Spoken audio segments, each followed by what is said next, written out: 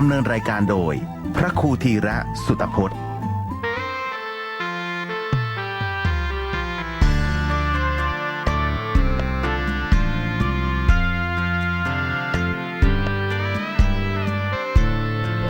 รัตนาโดยย่อๆครับในส่วนบท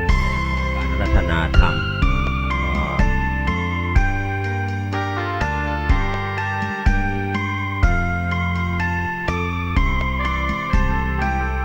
น้ำจากบ่อทิพย์ฉลมกายใจก่อนเดินขึ้นมากราบไหว้พระธาตุคู่ดอยสุเทพเทวาตามประเพณีเที่ยวขึ้นดอยองค์พ่อครูบาหยุดพักวัดท่านสร้างมาเดิมชื่อว่าสกินาคามีบัดนี้ที่วัดผาลาดรื่นรมด้วยบรรยากาศเจ้าอาวาสนักเทศน์เสียงดีโบราณนานมาก่อนขึ้นไหว้สาพระบรมธาตุชำระใจให้สะอาดของดิบเนื้อสัตว์ไม่ควรนำไปศักดิ์สิทธิ์จากบ่อน้ำทิพย์ดื่มล้างร่างกายบัดนี้บ่อน้ำคงใสใครมีโรคภัยเชิญได้ดื่มกินกราบรอยพระบาทองค์ศาสดาจารึกเนื้อแผ่นศิลาครั้งเสด็จมาพาลาดบนหินชวนศรัทธาร่วมโมทนาผ้ากฐินจากสาธุชนทั่วถิ่นพระมหาสง่าเมตตา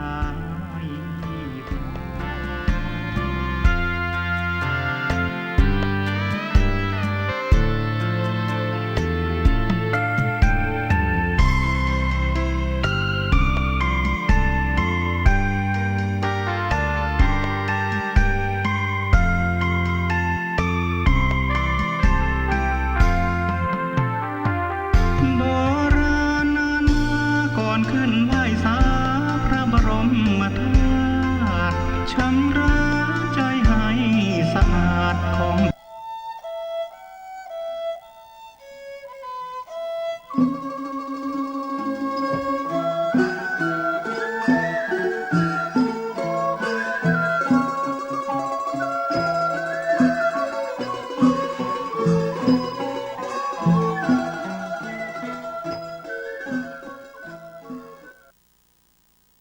ก็น้อมไว้สาบารมีธรรมของแก้วเจ้าทั้งสามคือพระพุทธพระธรรมพระสงฆ์อันเป็นสรณะที่พึ่งสูงสุดในชีวิตขอกราบไว้สาบารมีธรรมของพระมหาเถรานุเถระครูบาอาจารย์เจ้าทั้งหลายจุตนจุองค์อันมีพระเดชพระคุณหลวงพ่อพระเทพโกศลที่ปรึกษาเจ้าคณะภาคเจ็ดหลวงพ่อพระเทพปริยัติเจ้าคณะจังหวัดเชียงใหม่เป็นต้นเป็นประธานขอเจริญพรญาติโยมท่านสาธุชนพุทธบริษัททุกท่านที่ติดตามรับฟังรายการธรรมะเพื่อประชาชนตั้งสถานีวิทยุกระจายเสียงพระพุทธศาสนาแห่งชาติและสังคมคลื่นเพื่อการศึกษาพระพุทธศาสนาและวัฒนธรรมออกอากาศณวัดพระหินอำเภอเมืองจังหวัดเชียงใหม่และสถานีวิทยุเครือข่ายคลื่นกัลยาณธรรมของเราทุกๆคลื่นไม่ว่าจะเป็นต่างวัดป่าแดงมหาวิหารวัดหนองกายอำเภอแม่แตงวัดพระนอนป่าเกตถีอำเภอสารปีวัดจังกำป่าซางที่อยู่ตั้งห้วยหญ้าห้วยไซอยู่ตั้งออนใต้ออนตังออนกลางออนเหนือปูคาบวกกลางแม่ห้อยเงินสันบะเกียงป่าเมี่ยงน้ำทุดอยสะเก็ดอยู่ตั้งร้องสักสันทรายหลวงบ้านต่อเมืองลังป่าตันอยู่ตั้งคงเขตตำบลดอนแก้วพระนอนขอนม่วงอยู่ตั้งจังเผือกป่าตันจังหม่อยจังการอยู่ทางพระสิงห์ตำบลสุเทพและก็ที่อยู่ตั้งต่างอำเภอต่างจังหวัดต่างประเทศอยู่ทางอินเทอร์เน็ตและที่รับชมรับฟังอยู่ทาง VTV เคเบิลทีวีของคนเชียงใหม่ทุกท่านตัว เจ้าวันนี้มาพบมาปะกัน หลังจากที่ได้ฟังธรรมฟังข่าวสารบ้านเมืองจบไปแล้วเราก็เข้ามาสู่ช่วงเวลาของรายการธรรมะเพื่อประชาชน เริ่มต้นรายการโดยสำนวนล้านนาภาษากำเมือง วันนี้ขอเสนอคำว่าบอดีเก็บมาหลงบอดีเก็บถงเหี้ยบอดีเก็บมาหลงบอดีเก็บถงเหี้ยหมายความว่าอย่าเก็บสุนัขข้างทางมาเลี้ยงอย่าเก็บถุงเก่าๆที่ตกข้างทางที่เขาทิ้งแล้วเอามาใช้นั่นหมายความว่าเพื่อระมัดระวังบดีไปไว้อกวางใจหันมาอยู่ข้างทางโอ้อินูงอมเข้าใส่นะโอ้ฟังงอมเข้าหาเตื้อนะต้องค่อยๆดูก่อนดูว่ามันเป็นจะใดมันสวกกอนะมันดุหรือเปล่าหรือว่ามันมีท่าทีเป็นมิตรกับเฮาก็เนี่ยมาได้ว่านับได้นับเข้าไปดีบดีความอินดูหันหน้าฮักงอมเข้าไปเกิดมันแง่งมันคบใส่อาจจะเป็นอันตรายได้ดังนั้นเพราะว่าบดีเก็บมาหลงเพราะว่าเฮายังบ่ฮู้นิสัยใจคอเตียวไปยื้อไปพอคือผ่านไปหลายๆวันหันมันหลายๆวันไปเมื่อใดก็หันมีหันเอาขนมเอาหยังยืนฮื้อปั่นฮื้อถ้าจะอีนี่ก็พอว่าได้อยู่เนาะเมินไปก็ค่อยว่ากันแต่ว่าจัดเจตโจโลหันเข้าใส่ฟังเอามาเก็บมาลงมาเลี้ยงก็บดีนะมาดีมาดีเปิ้นไหลออกบ้านเนาะบดีเก็บมาหลงหรือว่ามันหลงมาอาจจะเป็นเจ้าของก็ได้นะอาจจะมีเจ้าของเปิ้นตัวซ่อหาก็ได้เนาะอันนี้ก็เพราะว่าบดีเอาอันที่สองก็คือบดีเก็บถุงเก่าๆข้างต่างเอามาเปลี่ยนของตัวเก่าอาจจะนำภัยมาสู่ตัวเก่าก็ได้เก็บแล้วเปิดพอถ้าเป็นของมีค่าก็เอาไปคืนเจ้าของเอาไปส่งตำรวจอันนี้ไม่เป็นไรเนาะอันนี้บ่เป็นหยังคำอ้างก็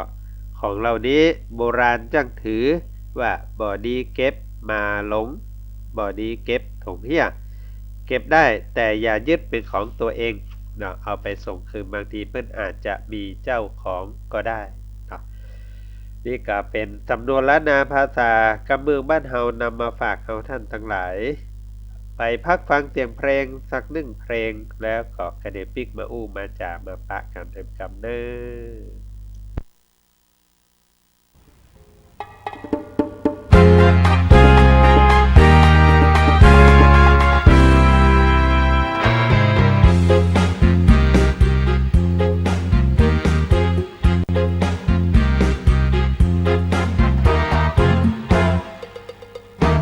ขอ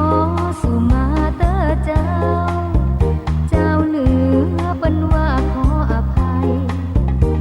ข้าเจ้า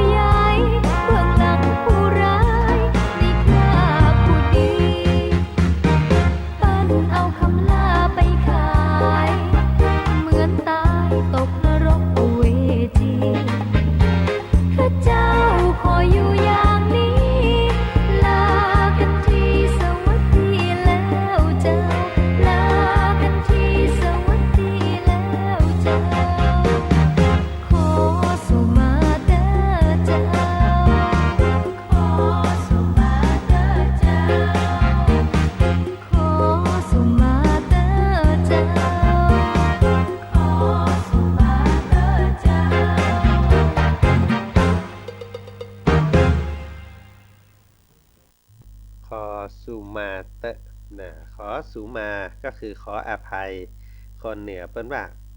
ขอสุมาเตอะนะคำว่าขออภัยคนเหนือเปิ้นว่าขอสุมานะขอสุมาเตอะเจ้าคนเหนือเวลากล่าวคำแบบนี้หมายถึงขออภัย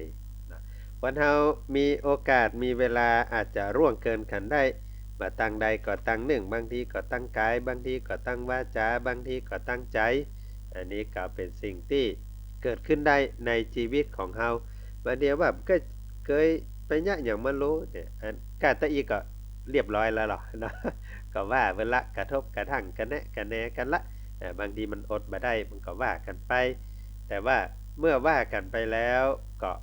ขออโหสิกรรมเนาะขออโหสิกรรมสุมาเตะเนี่ยเฮาบ่ได้ตั้งใจแบบเนี้ยก็ดีญาติโยมท่านสาธุชนกำลังอยู่ในรายการธรรมะเพื่อประชาชนนำเอาภาษิตล้านนาภาษาบ้านเฮานำเอาเสียงเพลงบ้านเฮามาฝากกับเฮาท่านทั้งหลาย เพื่อคือได้พินิจพิจารณาพร้อมกับหลักธรรมคำสอนในทางพระพุทธศาสนาเปิ้นว่าบอดีถือตัวในกาละเทศะสามประการอย่าถือตัวในกาละและเทศะสามประการอย่างพ้องหนึ่งเวลาที่อยู่ในหมู่คนที่บ่ฮู้จักตัวเก่า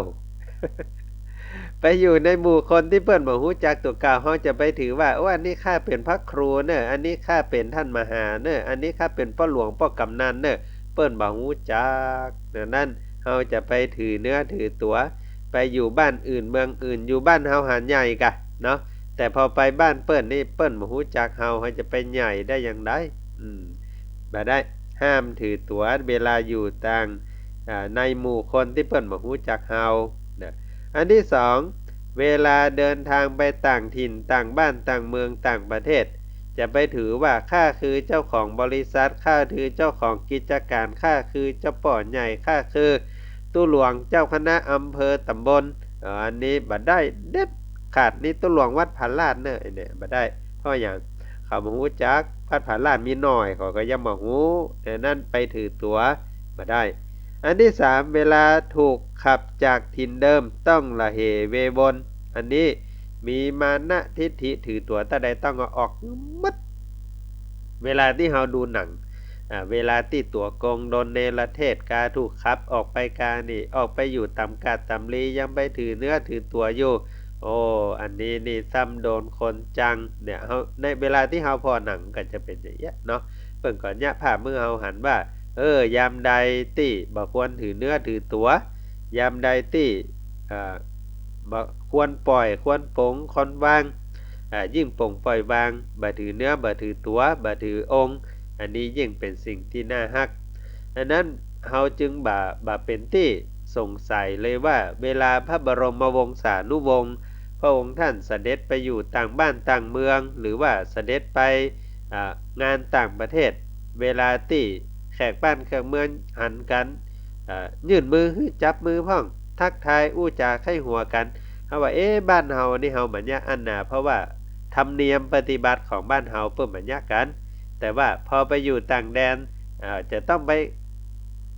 ปฏิบัติแบบเมืองไทยทุกอย่างก็จะสร้างความบ่สะดวกถึงเปิ้นถึงเฮาจะหันว่าเวลาพระองค์ท่านเดินทางไปต่างแดนฝรั่งจับมือก็จับมือเปิ้นกอดก็กอดเปิ้นทำอย่างก็ไปตามธรรมเนียมของบ้านของเมืองปรับตัวไปตามกาลเทศะในบ้านในเมืองนั้นๆเพื่อไปศึกษาไปผอกอยไปเรียนรู้ประเพณีวัฒนธรรมของเปิ้นอันนี้เป็นเรื่องราวที่กล่าวไว้ในจตุการนิบาตในติการนิบาตเนาะกล่าวไว้ในเรื่องของการไม่ควรถือตัวในเทศะทั้งสามถ้าใครมีสิ่งนี้ก็จะทำให้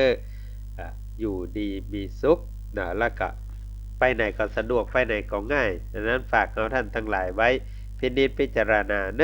ในเรื่องของการไม่ถือตัวหรือว่าบดีถือตัวในกาลเทศะในกาลเทศะ3ประการไปฟังเสียงเพลงแหม1เพลงเนาะแล้วก็กระเดปิกมาอู้มาจากแหมกำเนอะ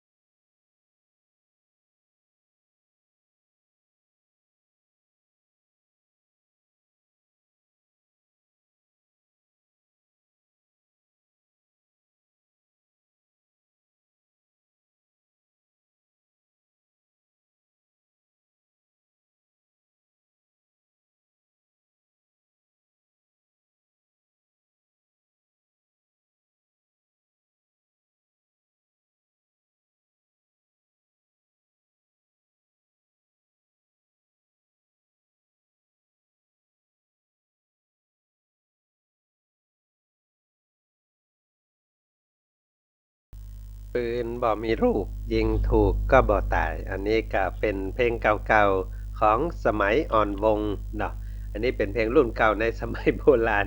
นำมาเปิดให้กับญาติโยมท่านสาธุชนทั้งหลาย อันนี้มันรุ่นอีป้อเป็นบ่าวแล้วเนี่ยเนาะ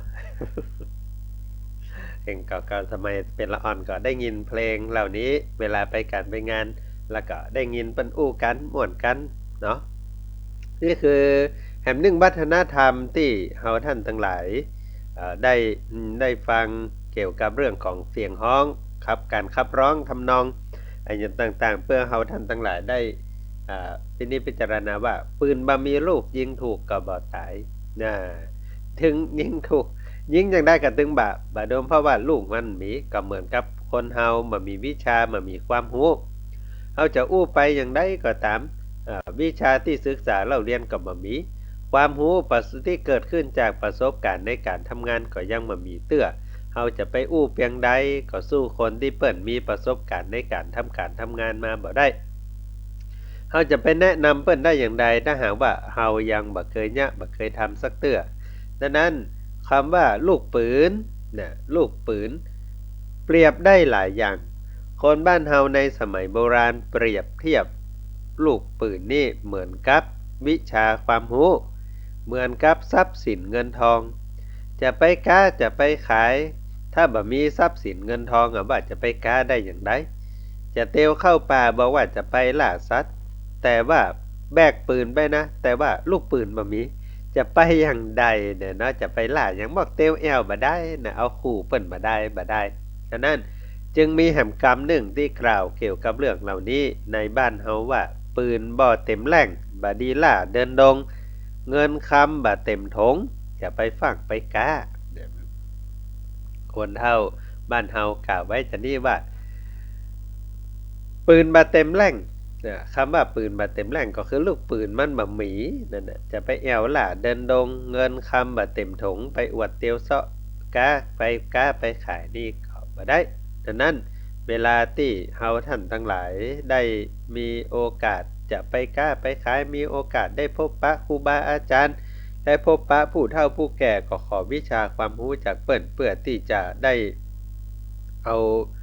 ขอวิชาขอความรู้นะความรู้เกิดขึ้นได้หลายต่างความรู้เกิดขึ้นได้จากหยังความรู้เกิดขึ้นได้จากการอ่านความรู้เกิดขึ้นได้จากการฟังความรู้เกิดขึ้นได้จากการได้นำเอาสิ่งที่อ่านเอาสิ่งที่ฟังนั้นมาพินิจพิจารณาแล้วก็เกิดเป็นปัญญาสำหรับตัวของเฮาเพื่อที่จะเอาไปใช้ในการดำเนินชีวิตเอาไปใช้ในการประกอบธุรกิจการงานของตัวเองสืบต่อไปหน้านี่ก็เป็นสิ่งที่นำมาฝากกับพ่อออกไม่ออกศรัทธาเฮาท่านทั้งหลายเนอะว่าที่พ่อแม่ส่งลูกหลานไปศึกษาเราเรียนไม่ว่าจะเป็นในระดับประถมศึกษาบางทีก็เอาตั้งแต่สมัยอนุบาลว่าลูกหลานจะไปเรียนโรงเรียนไหนประถมที่ไหนมัธยมที่ไหนเข้ามหาวิทยาลัยอย่างใดเพื่อให้ลูกนั้นมีสติปัญญาความรู้จะได้มีปืนเต็มแหล่งเอาไว้ล่าเดินดงดงในที่นี้ก็คือดงมนุษย์ทั้งหลายดงบ้านดงเมืองที่เปิ้นใช้วิชาความรู้ในการทำมาหากินในขณะเดียวกันลูกหลานบางท่านก็บ่ได้ศึกษาเราเรียนพ่อแม่ก็จะสอนโดยคำอุว่าให้มันให้ขยันเด้อมันการมันงานบ่ดีถือเนื้อถือตัวเดี๋ยวเฮาจะหันว่าพี่น้องที่เปิ้นลุกจากเมืองไทยมาอยู่บ้านเฮาลุกจากลาวมาอยู่บ้านเฮาลุกจากเขมรมาอยู่บ้านเฮาเวียดนามมาอยู่บ้านเฮาหรือแม้กระทั่งคนบ้านเฮาไปอยู่บ้านเมืองอื่นก็ตามสิ่งที่เฮาสังเกตว่าเอาคนที่มาบ้านเฮานี่ก็เหมือนเดียวกันถ้าว่าต่างเมืองพี่น้องบนดอยที่ลงมาเนี่ยเวียกเนี่ยกันนึ่งกับบ่เถียงใจเนี่ยหยังเนี่ยมดทำอย่างได้ทำมดบอกอันยังก็อยู่ถ้อยฟังกรรมอันเนี้ยเป็นคนที่ตั้งใจมาศึกษาเอาวิชาความรู้บ่ถือเนื้อบ่ถือตนก็ได้วิชาความรู้คนที่เปิ้นพอคอยดูแลเปิ้นก็คือความเมตตาความอินดูดังนั้นเพื่อให้วันหนึ่งจะได้ประสบการณ์จากวิชาความรู้ที่ดูเก่ากำลังเสาะแสวงหาเอาจากประสบการณ์แต่ก่อนมาเป็นลูกน้องเปิ้นติ้วปูนไปมาบัดเดียวเป็นนายช่างแล้ว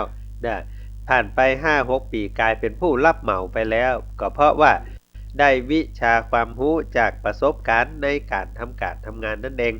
แต่ก่อนมาเป็นลูกน้องเพิ่นนำบัดเดียวกลายเป็นผู้คุมงานไปเหียแล้วก็เพราะว่าตัวเก่านั้นอดทนขยันเก็บเกี่ยวเอาความรู้เก็บเกี่ยวเอาประสบการณ์จากมาใหม่ๆไผบ่ฮู้จักบัดเดียวมายามเวียกยามการมีคนรู้จักนักหลายก็สามารถเลี้ยงพอคอยดูแลตัวเก่าได้เพราะเงินเริ่มเต็มท้องปืนเริ่มเต็มแรงแล้วอันนี้ก็นำมาอู้มาจามาฝากเฮาท่านทั้งหลายเด้อก่อนจบรายการวันนี้ฝากเฮาท่านทั้งหลายเกี่ยวกับข่าวสารบ้านเมืองข่าวสารงานบุญที่บ้านผาลายเนาะที่โรงเรียนอ่าโรงเรียนเคลื่อนที่นะโรงเรียนเคลื่อนที่ในของชนเผ่าบ้านผาลายอำเภอเชียงดาวอันนี้เปิ้นก็กำลังจะแปลงโรงเรียนเพื่อกับละอ่อนเยาวชนตอนนี้มีอาคารอยู่1หลังมีห้องอยู่3ห้องและปีหน้านี่มีลูกหลานมีเจ้าบ้านเจ้าจองได้ลงชื่อเจ้าละอ่อนมาฝากที่โรงเรียนแห่งนี้แห่มหลาย10คนสถานที่นี่บ่พอแล้วคุณครูก็เลยขอความเมตตาจากพี่น้อง10ชาวชาวบ้านลำพังพี่น้องที่บ้านผาลายผู้ปกครองนี่ก็ฐานะความเป็นอยู่ก็บ่พอตาใดก็เอาบ่าเอาแหงมาที่เปิ้นบ่ถ้าได้ถามตามผู้ปกครองตั้งตัวแทนของคุณครูว่าจะแปลงจะสร้างนี่จะใดเปิ้นว่าจะเอาไปซื้อไม้เอาไปซื้อปูนซื้อเหล็กเอามาเนี่ยเอามาทำส่วนก้าแหงบ่กึดครับพระอาจารย์ทำเนี่ยใดเจ้าบ้านมาช่วยกันเจ้าบ้านเปลี่ยนเวรมาช่วยกันสมปูนมาช่วยกันคนหินคนทรายมาช่วยกันทำเพื่อลูกหลานเยาวชนเพราะว่าผมเขาก็ช่วยกันได้เต้าอิ่งก็คือเงินทองแต่ก็มานักบ่หลายก็อาศัยความเมตตาจากพี่น้องทั้งนอกไปช่วยส่วนเรื่องบ่าเรื่องแหงนี่ผมเขามาช่วยกันเต็มที่เนี่ยเพื่ออนาคตเพื่อลูกๆหลานๆนั่นก็ได้ยินแล้วก็หันความตั้งใจแล้วก็อินดูนะว่านี่ก็คือส่วนหนึ่งของบ้านเมืองเฮาที่เยาวชนที่ก็ยังมีโอกาสแต่ว่าขาดเฮาต้องการจัดสภาพแวดล้อมเอื้อต่อการศึกษาเล่าเรียนในการสร้างลูกสร้างหลานสร้างเยาวชนที่ดีของบ้านของเมืองในอนาคตเฮาท่านทั้งหลายสืบไปฉะนั้นก็ญาติโยมท่านสาธุชนภัยที่มีความเมตตาอยากจะร่วมบุญคือกับลูกหลานเยาวชนที่บ้านผาลายก็ไปที่บ้านไปให้ไปหอมที่วัดสันทรายหลวงที่วัดพระนอนปาเกตทีหรือจะไปที่วัดวังสิงคำก็ได้เนอะหรือไปที่อาตมาภาพที่มหาวิทยาลัยมหาจุฬาลงกรณ์ก็ได้หรือจะขึ้นไปที่วัดผาลาดวันนี้วันเสาร์มีกาแฟไปจิมกาแฟบุญไปทำบุญร่วมกันทำฟันพระสงฆ์บริจาคทำบุญแป่งเขี้ยวคือกับตู้เจ้าพระเนนที่มีปัญหาเรื่องฟันเนาะที่วัดผาลาดแล้วก็ลวดไปกินไปตานไปทำบุญด้วยกันที่วัดผาลาดหรือจะไปสนทนาธรรมไปนั่งสมาธิภาวนาที่วัดผาลาดก็ได้เนอะไปพอว่าแปลงห้องครัวไปถึงไหนแล้ว หรือว่าจะไปช่วยกันเทปูนก็ได้นะวันนี้นะที่วัดผาลาดเดี๋ยวอาตมาก็จะไปอยู่ที่หั่นเนาะไปรอต้อนรับญาติโยมท่านสาธุชนที่ผาลาดส่วนข่าวสารงานบุญอื่นๆเนาะก็มีที่วัดขุนคงเนอะขุนคงวันนี้มีปอยหลวงญาติโยมไปกินไปตานก็ขอเจริญพรหรือว่าที่อยู่ตั้งสีบัวเงินก็ไปร่วมบำเพ็ญกุศลที่งานของแม่จินตนาสิงหราชหรือว่าแม่จันแก้วลูกหลานตั้งศพบำเพ็ญกุศลอยู่ที่บ้านสีบัวเงินเนาะอันนั้นก็ข่าวสารอื่นๆก็ฝากไปที่ตุ้พี่เอพระครูสังฆบริหารธรรมนูญธรรมคุโนจะได้มาอู้มาจากกับเฮาท่านทั้งหลายสืบต่อไปอาตมาภาพขอนำรายการจากญาติโยมท่านสาธุชนไปก่อนปะกันใหม่ในวันพรุ่งนี้ขอปรมีแก้วเจ้าตังสามคุณตาลศีลภาวนาพกห่มรักษา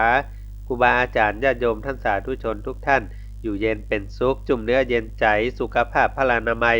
สมบูรณ์แข็งแรงหิมาก้าขึ้นเหมือนกันทุกท่านทุกคนเทินขอเจริญพรพุทธศาสนาแห่งชาติและสังคม FM 104.50 เมกะเฮิรตซ์ อากาศณวัดฝ่ายหินอำเภอเมืองจังหวัดเชียงใหม่พร้อมด้วยคลื่นกัลยาณธรรมเว็บไซต์กัลยาณมิตรเสียงตามสายหอกกระจายข่าวทุกวัดทุกวาทุกหมู่บ้านตัวเช้าวันนี้หลังจากที่ได้ฟังน้ำฟังธรรมในรายการมรดกธรรมกำเมืองของท่านอาจารย์พระครูวิสิทธิ์ศิลาภรณ์วัดวังสิงห์คำรายการธรรมะเพื่อประชาชนของท่านอาจารย์พระครูธีระสุตพจน์สวดตัวเจ้าหลวงวัดม่อนแสนสุขจบลงเป็นที่บรมวลไปเรียบร้อยแล้วก็มาพบปะอุจากันในรายการเสียงจากชุมชนป่าแดงและสันทรายหลวง 8 โมงถึง 8 โมงครึ่งโดยประมาณเช้าวันนี้เป็นเช้าวันเสาร์ที่ 13 เดือนกุมภาพันธ์พุทธศักราช 2559 เริ่มต้นรายการด้วยพุทธศาสนสุภาษิตประจำวันประจำเช้าวันนี้นำเสนอในบทที่ว่าอสัจชายมลามันตา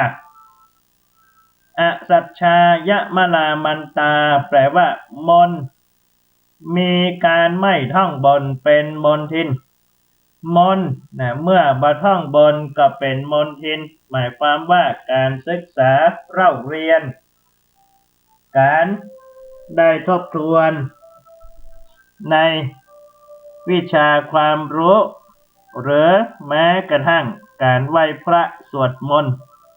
ถ้าเฮาบ่ท่องบนเป็นประจำก็คือบ่ได้สวดบ่ได้สาธยายบ่ได้ศึกษาบ่ได้เขียนอ่านเป็นประจำก็ย่อมที่จะลืมอาจจะลงลืม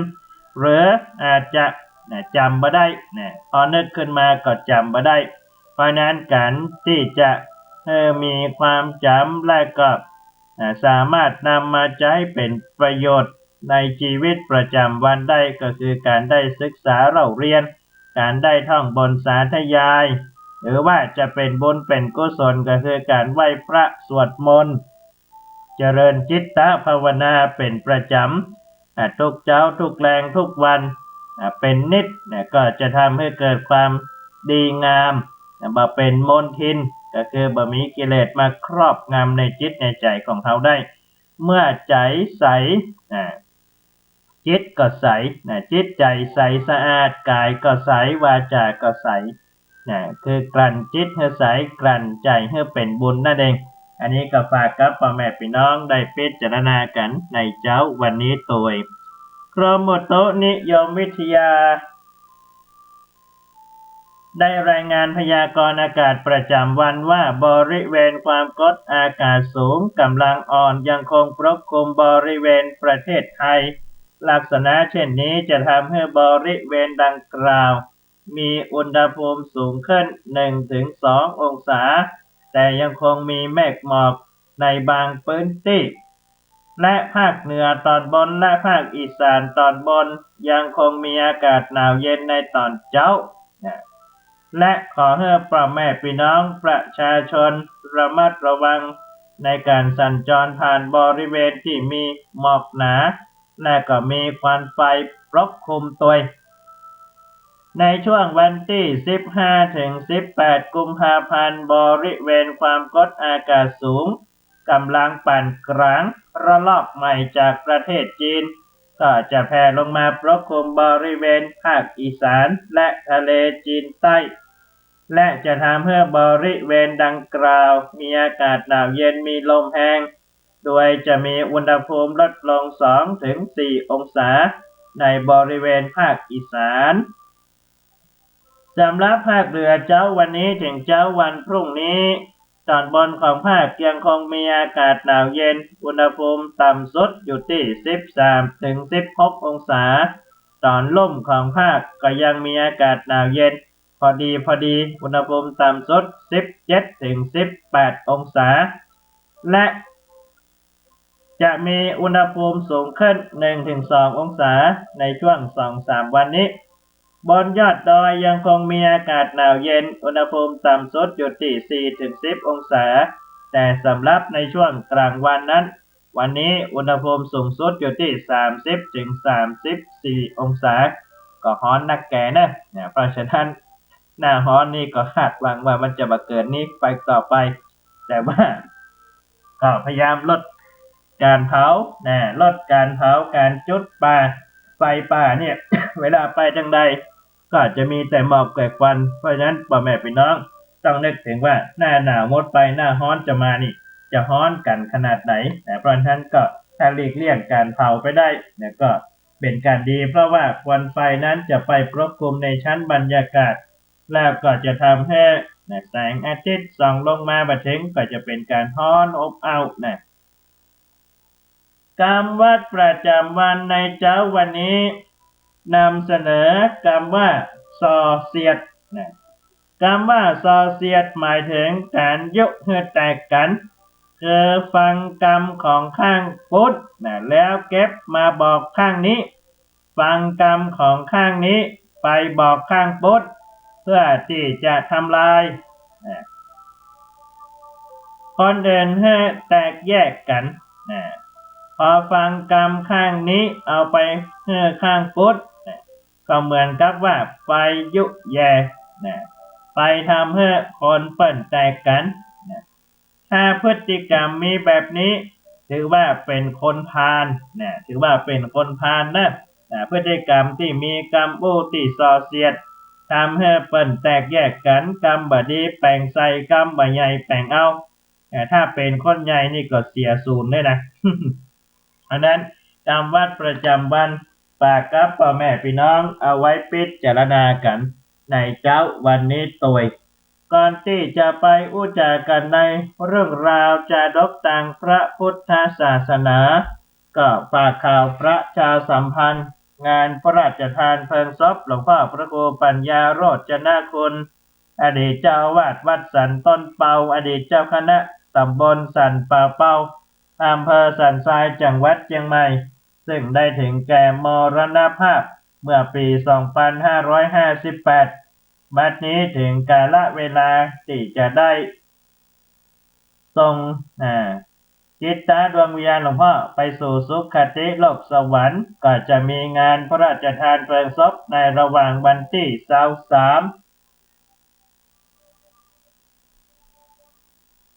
ถึงวันที่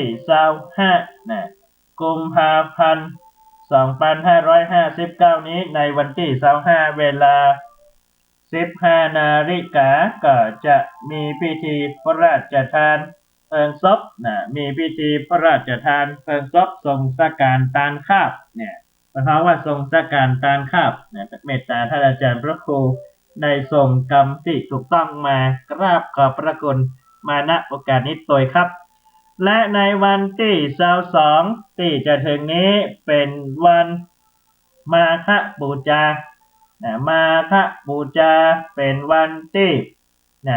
องค์สมเด็จพระสัมมาสัมพุทธเจ้าทรงแสดงโอวาทปาติโมกข์โอวาทปาติโมกข์คือเป็นการแสดงถึงหลักการอุดมการณ์และวิธีการในการที่จะเผยแผ่พระพุทธศาสนาให้กับพระอรหันต์ 1,250 รูปที่มาประชุมรวมกันโดยบ่ได้นัดหมายในวันที่22เป็นวันมาฆบูชาเป็นประเพณีห้าเพ็งประเพณีห้าเพ็งส่งน้ำพระธาตุที่วัดเข้าแต้นน้อยตำบลสันทรายหลวงอำเภอสันทรายจังหวัดเชียงใหม่ก็จะมีประเพณีหรือว่าประเพณีส่งน้ำพระธาตุและอัฐิครูบาอัฐิครูอัฐิครูบาเจ้าศีลธรรมศรีวิจัยประจำปีฮ้องว่าประเพณีห้าเพ็งอันนี้ก็ฝากกับพ่อแม่พี่น้องและก็เพิ่มเติมก็คือที่ท่านอาจารย์พระครูได้ประชาสัมพันธ์ไปว่าที่โรงเรียนบ้านผาลายอยู่ในสังกัดของสำนักงานพื้นที่การศึกษาประถมศึกษาเชียงใหม่เขต3อำเภอเชียงดาว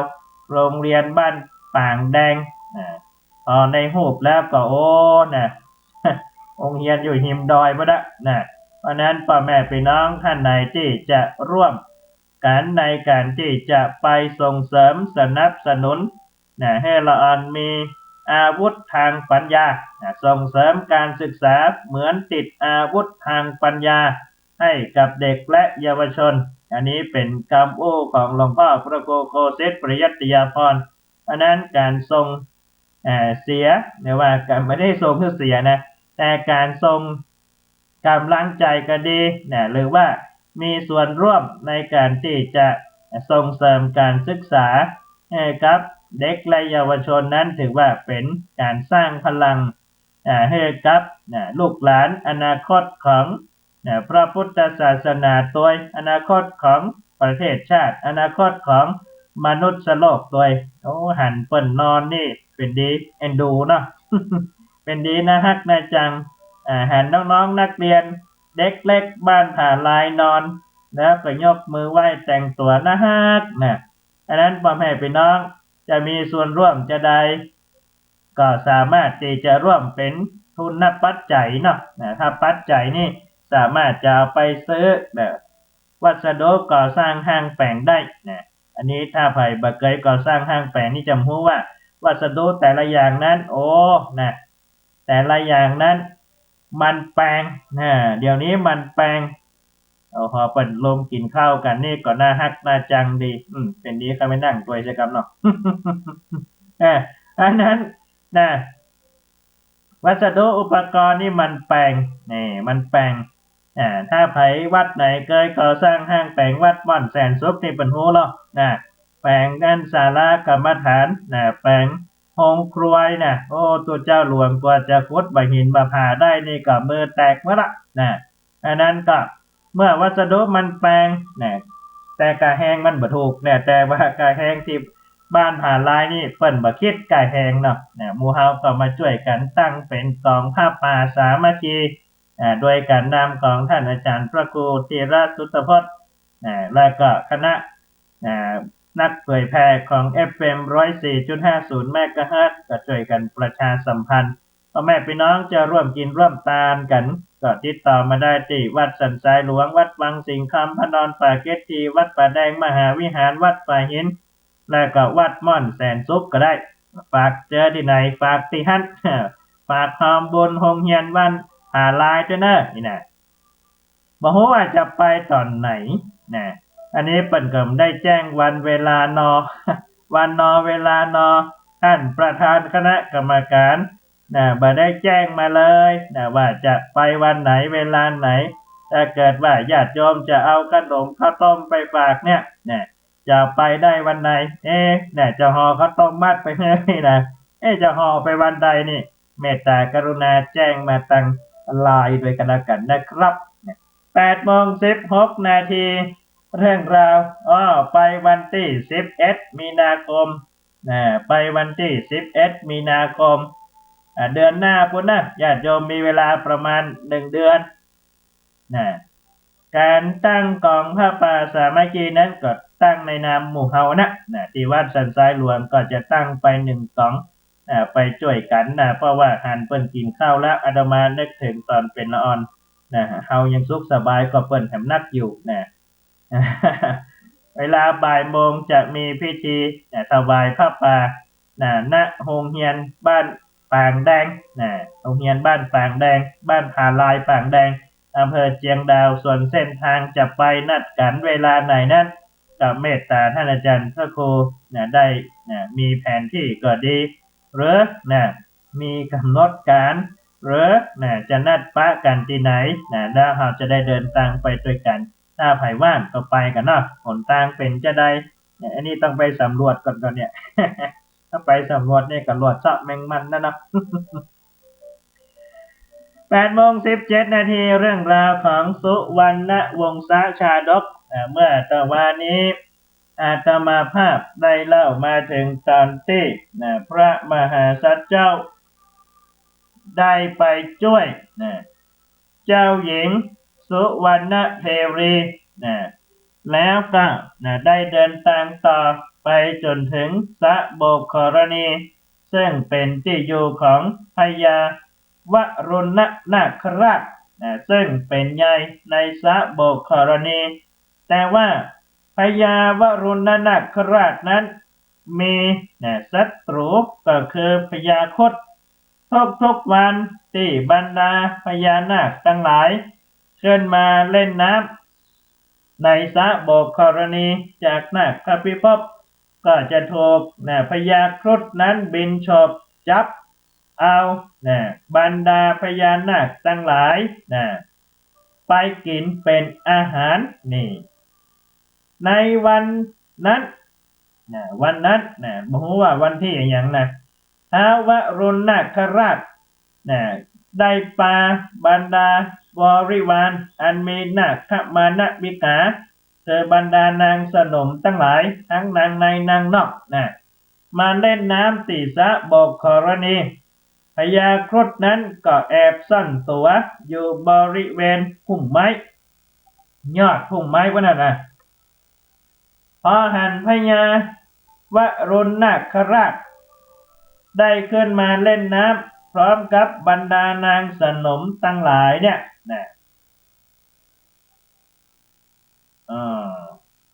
ขออนุญาตได้ขึ้นมาเล่นน้ำกับบรรดานางสนมทั้งหลายพญาครุฑจึงได้แสดงตัวโดยการบินลงมาจากนภาอากาศแล้วก็ได้บินโฉบลงมายังสะโบกกรณีพญาวรุณนาคราชบัดตันเมืองเมืองนี่เป็นจะได้นี่ต้องไปฟังวรรณกรรมสองกรรมนะในกรรมเมืองก็ถูกกันนะบัดตันเมืองหันพญาครุฑจึงถูกพญาครุฑจับตัวไปในขณะนั้นเองพระมหาสัจเจ้าเดินทางมาถึงสะโบกกรณีและพักอยู่บริเวณหิมสระน้ำแห่งนั้นเปิดต้นไม้ไผ่หันพญาครุฑกำลังจับตัวของพญาวรุณนาคราชพระองค์จึงใจพระแสงขันวิเศษวัดแกว่งเพื่อเป็นแสงวับวับแวววาวบรรลือเสียงดังเหมือนกับฟ้าผ่าพญาครุฑได้ยินเสียงสนั่นกึกก้องและมีเสียงมีแสงแวววาวเข้าตานี่แสงแก้วนั้นบาดในตาพญาครุฑก็ตกลงจากอากาศพญานาคพญาวรุณนาคราชก็ถูกปล่อยจากกรงเล็บของพญาครุฑพญาครุฑก็ตรงมายังพระมหาสัจเจ้าด้วยความโกรธเกลียดที่ถูกพระมหาสัจเจ้าได้ขัดขวางการจับตัวของพระยาวรุณนาคราชทำไมที่จะมาปิดชีวิตพระมหาสัจเจ้าพระมหาสัจเจ้าจึงใจพระแสงขันนั้นฟันลงไปยังตัวพญาครุฑพญาครุฑก็สิ้นชีวิตณที่แห่งนั้นนี่ด้วยอานุภาพของพระแสงขันของพระมหาสัจเจ้าพญานาควรุณนาคราชได้รับการช่วยเหลือชีวิตพ้นจากกรงเล็บของพญาครุฑจากพระมหาสัจเจ้าจึงได้สำนึกในบุญคุณว่ามนุษย์ผู้นี้เป็นผู้ที่ช่วยชีวิตเขาและบรรดาบริวารของเขาบ่ให้ถูกพญาครุฑผู้โหดร้ายมาจับตัวไปกินเหมือนที่ผ่านมาละเขาควรจะมีกตัญญูคือตอบแทนคุณเมื่อหูคุณก็คือกตัญญูก็ต้องมีกตเวทิตาธรรมก็คือตอบแทนคุณดำริแล้วดังนั้นจึงได้จำแรงแปลงกายเป็นคนบ้านเป็นมนุษย์เข้าไปทำความเคารพพระมหาสัจเจ้าแล้วก็ได้ถามพระมหาสัจเจ้าว่าท่านมหาบุรุษท่านเป็นไผมาจากไหนแล้วจะไปทางใดนี่ถามไทยด้วยความเป็นห่วงเป็นใยด้วยไมตรีจิตอันเนี้ยพ่อแม่พี่น้องส่วนธรรมการช่วยเหลือกันเนี่ยมันเป็นการสร้างไมตรีจิตเพื่อคนเดินนั้นได้พ้นจากความทุกข์พระมหาสัจเจ้าจึงได้ตรัสไปว่าท่านนาคราชเขาเนี่ยจะไปยังนาคพิภพ เพื่อจะไปนำเอาดอกกระมุดไปถวายพระเจ้าจิตตวงศ์ซึ่งเป็นพระเจ้าอาเพื่อไปปูจายังเทพยดาที่รักษาพระนครนี่แล้วก็จะใช้รักษาลูกพี่ลูกน้องคือพระธิดาของพระเจ้าอาเพื่อหายจากการเจ็บป่วยเมื่อยไข้นี่ท้าววรุณนาคราชเมื่อได้ฟังความประสงค์ของพระมหาสัจเจ้าเช่นนั้นจึงได้บอกว่าท่านมหาบุรุษถ้ากระนั้นท่านจงมากับข้าพเจ้าเถอะนี่พอพญาวรุณนาคราชได้พาพระมหาสัจเจ้า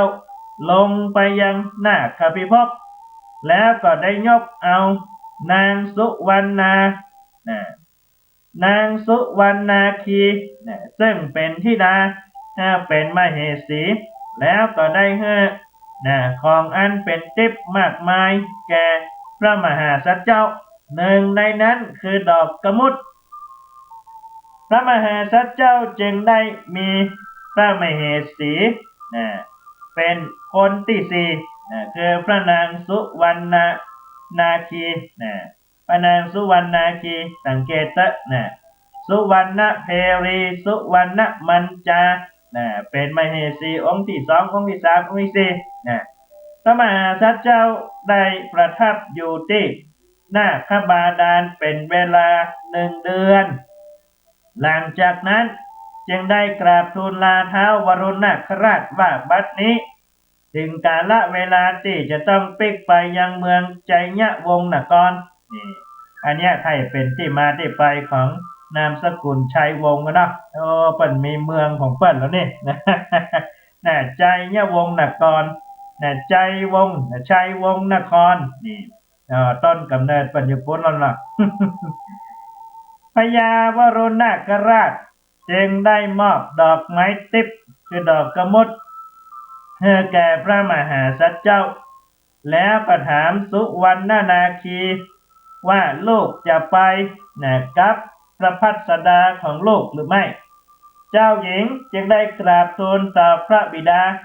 ว่าข้าแต่พระบิดาหม่อมฉันในเมื่อถวายตนถวายตัวเป็นบาทปริจาริกาของเจ้าชายสุวรรณวงศ์แห่งไจยวงศ์นครจากก่อนเปิ้นไทยจะแตะจากนี้จึงได้มาอยู่วัดม่อนแสนสุขกันเนาะให้จะจริง ถ้าจะจริงแตะถ้ามาเต็มใจก็คงเป็นไปไม่ได้ละในเมื่อเท่านั้นเป็นกู้เป็นเกมกันมีสุขร่วมสุขมีทุกข์ร่วมตานท่านพระบิดาหม่อมฉันเต็มใจจะไปกับพระพัสดานี่ท้าววรุณนาคราชจึงได้อนุญาตให้เจ้าหญิงสุวรรณนาคีไปพร้อมกับพระมหาสัจเจ้าผู้เป็นพระพัสดาเจ้าหญิงนั้นได้ลาพระบิดามารดาแล้วก็ได้เอาแก้ววิเศษอันมีค่าต่างๆขึ้นจากนาคพิภพไปยังแดนมนุษย์หลังจากนั้นจึงได้ขึ้นไปยังบนเมืองมนุษย์พระมหาสัจเจ้าและเจ้าหญิงสุวรรณนาคีก็พากันเสด็จไปยังป่าหิมพานต์ได้ทอดพระเนตรภูเขาสะน้ำสรรพสัตว์ต่างๆผลหมากหลากไม้มีมากมายในจาดกเนี่ยเปิ่นบอกว่าป่าหิมวรรณบรรพตนั้นสูงได้500 ยอดกว้างยาว3,000 ยอดประดับไปด้วยยอด 84,000 มีสุทัศนะ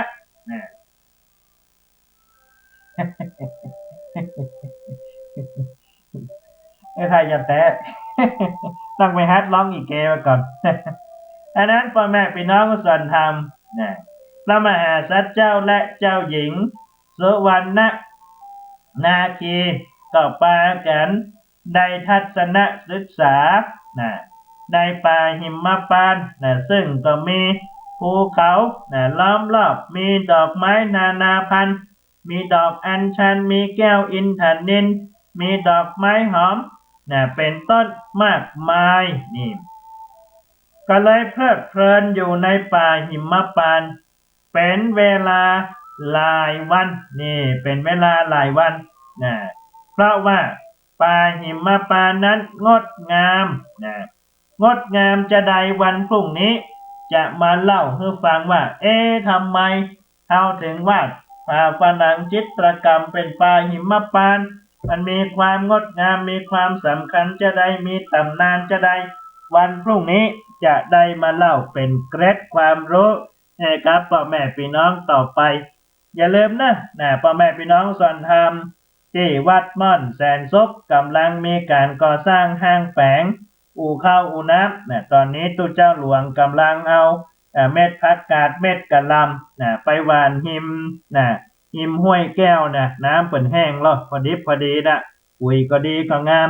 พอกะหล่ำออกมาแล้วผักกาดออกมาแล้วอู่ข้าวอู่น้ำก็แล้วพอดีจอผักกาดพอดีเนาะ